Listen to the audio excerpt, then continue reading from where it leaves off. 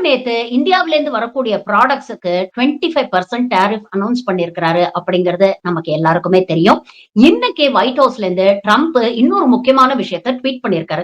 அதாவது என்ன சொல்லியிருக்கிறாருன்னு பாத்தீங்கன்னா, "We have just concluded a deal with the country of Pakistan, whereby Pakistan and the United States will work together on developing their massive oil reserves.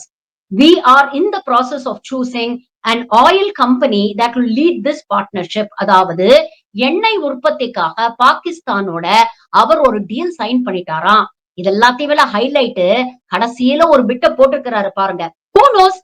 Maybe they'll be selling oil to India someday. அதாவது என்னைக்காவது ஒரு நாள் இந்த ஃபியூச்சர்ல India பாகிஸ்தானிடம் எண்ணெய் வாங்கக்கூடிய ஒரு நிலைமை வந்தாலும் வரும் அப்படின்னு ஒரு சின்ன பீடிகையும் போட்டிருக்கிறாரு. ஏற்கனவே ரஷ்யா கிட்ட இருந்து இந்தியா எண்ணெய் வாங்குறது அப்படிங்கிறது ட்ரம்ப்புக்கு ஒரு சின்ன அதிருப்தி இருக்கு. அதனாலதான் டாரிஃப் போட்டாரு அப்படின்னு சொல்லப்படக்கூடிய நேரத்துல பாகிஸ்தானை குறித்து இப்படி ஒரு ட்வீட்டை ட்ரம்ப் போட்டிருக்கிறாரு.